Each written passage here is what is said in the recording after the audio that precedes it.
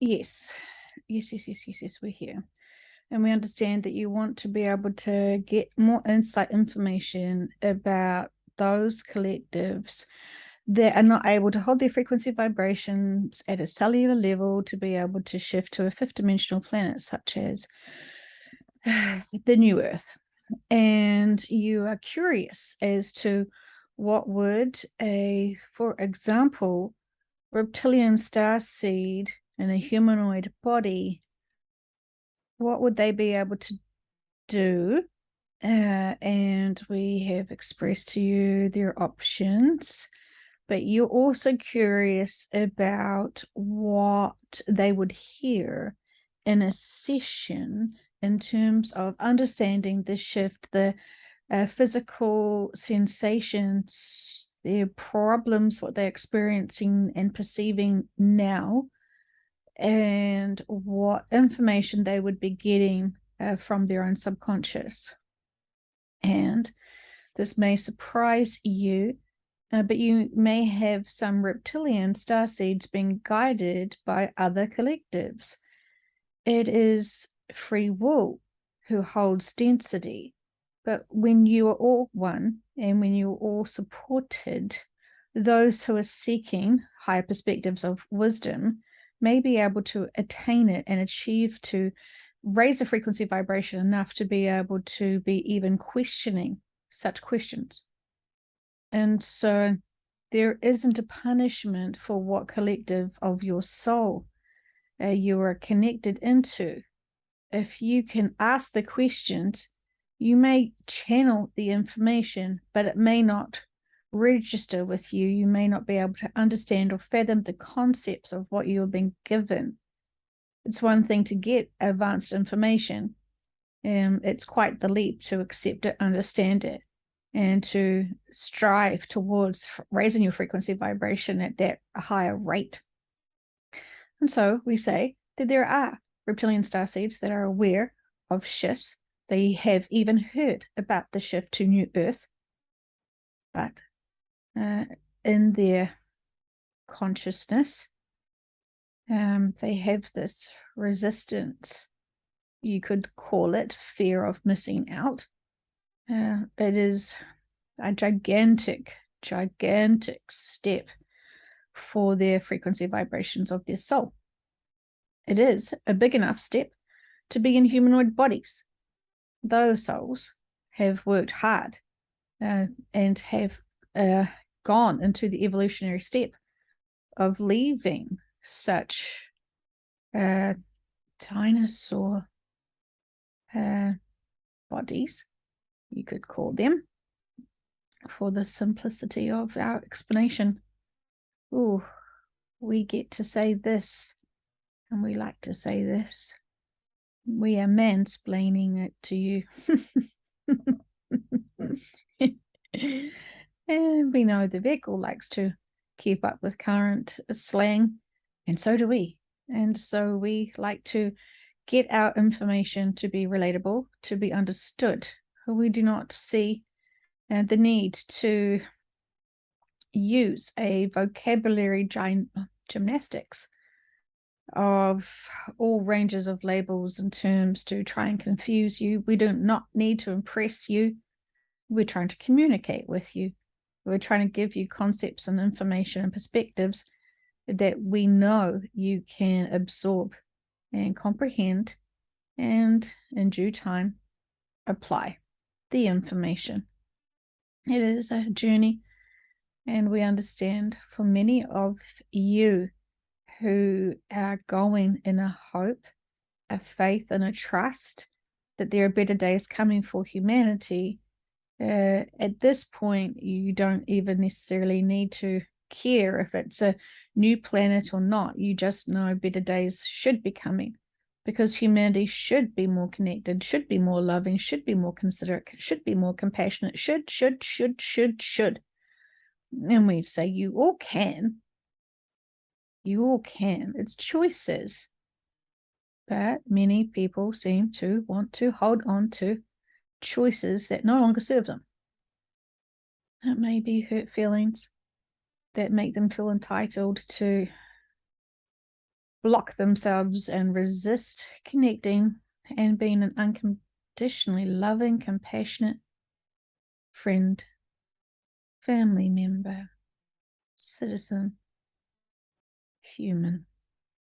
And so we all find it very fascinating what you distract yourselves with. So it is quite possible for a reptilian starseed to ask questions, but they must be able to focus on this lifetime as a priority. If they have got, oh, this is another one. If their life is a hot mess, shall we say, then they would not be able to get the advanced information about the shift and its full totality, and including where it could go, because we're needing it to focus on current life situations and perspectives that need to be able to leverage themselves up to be able to release the density that they are holding dearly to. And so we do not limit information. However, you have to be on a journey to be able to ask the right questions, to be able to focus. And we say, it is like we are your parents standing over you, watching you refuse to eat your vegetables, and all you want is the cake. And we're saying, eat your vegetables and you can have a piece of cake. And you're saying to us that your tummies are full and you've only got dessert room now for your stomach, and you must have cake because you cannot eat the vegetables anymore. You're full from the vegetables. And we say, we're not trying to be condescending, but we're saying, if you could just eat your vegetables, which is really our label of what we're trying to say is your inner work, and you do what is healthy for you, for your mind, for your body, then you can eat your cake. And we would love to celebrate and eat the cake with you. But this is not something we would be doing in physicality, nor do we need to. But we see often you have such joy when you eat cake. We say, if you are going to eat your cake, do not have it with a side of guilt or remorse. You know you're choosing what to do with your body, what to do with your mind. If you are making the choices that you know could be better choices, own it, celebrate it, raise your frequency vibrations while being that naughty little rascal we love of you.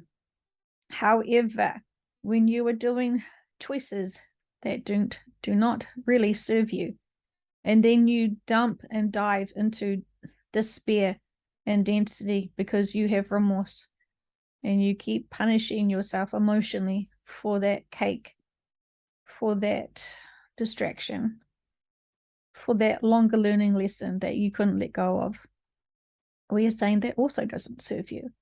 We would appreciate if you no longer judged yourself, because some of you are judging yourselves far too harshly. And we are saying, have enough of that. That stomach of judgment of self is full. Save room for the cake and enjoy the cake.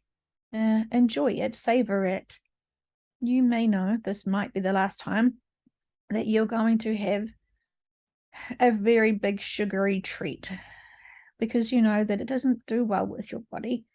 It makes you sluggish and dehydrated as your body is trying to combat all of the swelling, all of the reactions, and all the problems that is causing your physical body. So you go into battle with yourself because the sugar is trying to eat away at you, and your body is trying to stop having bigger reactions to the invader.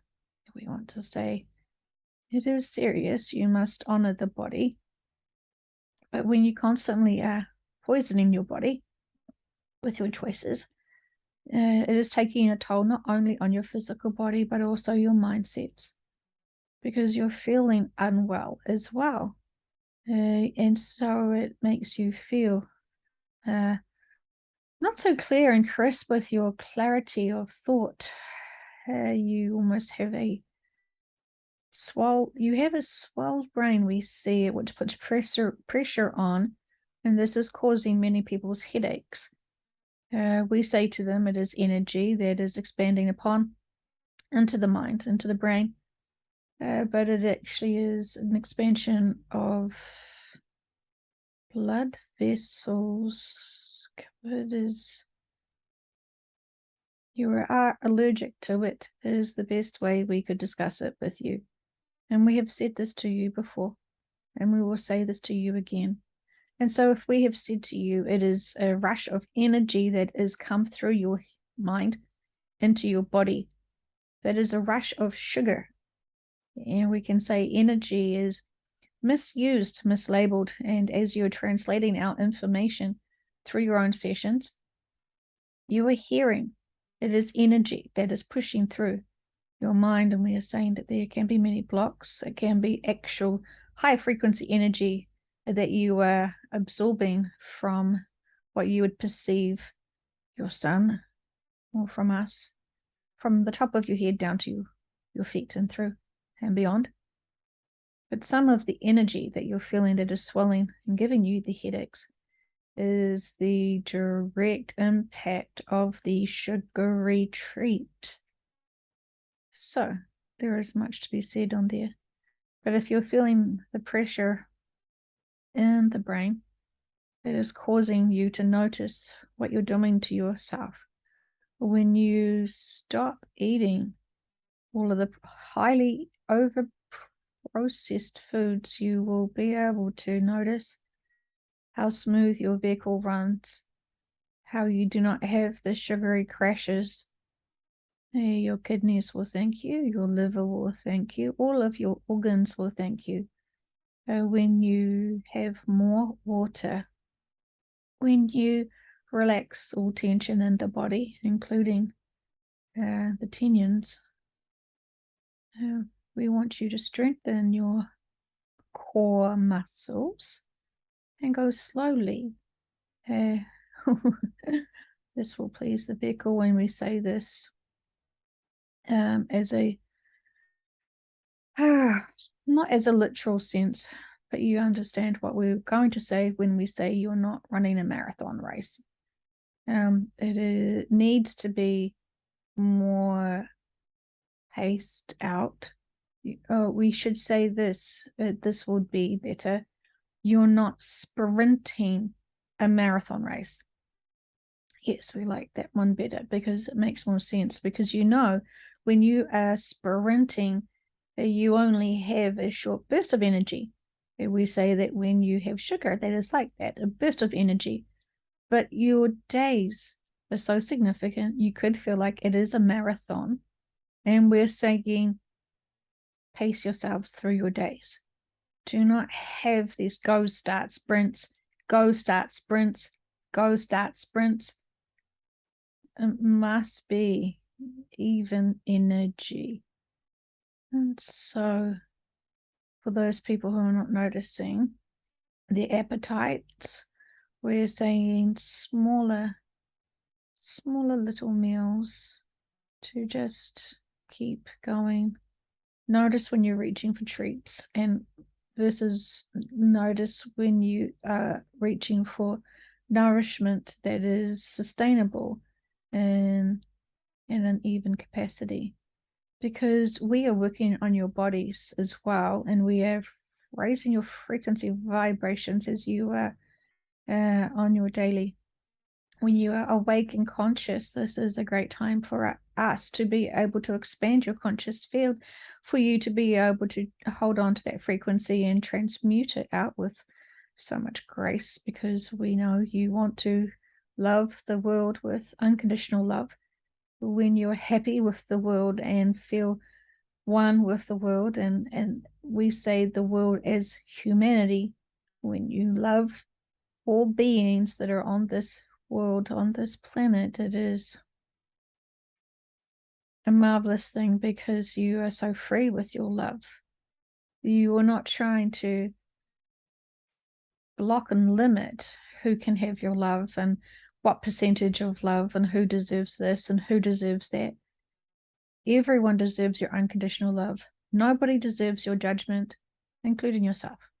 And so we feel comfortable with this message. Of course, we do feel like there is so much to be said, and we do wish that everything we have said in the past gets applied, because that is truly when you have the bigger perspective to be able to trust how to approach things, how to approach people, how you are to hold a respectful mindset over all, without judgment, without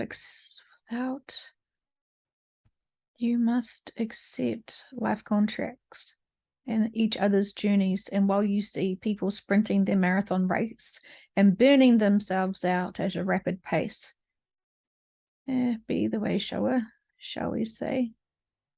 You can set fantastic examples for everyone. And if you are seeing someone in your life that is burning themselves out with a mad sprint in a marathon, please give them a glass of water that you infuse with love. We are sending so much frequency into the water, and we know many of you are doing the same thing. And so regardless of whether they're consciously aware of it or not, they are drinking high frequency infused water. And that is fantastic.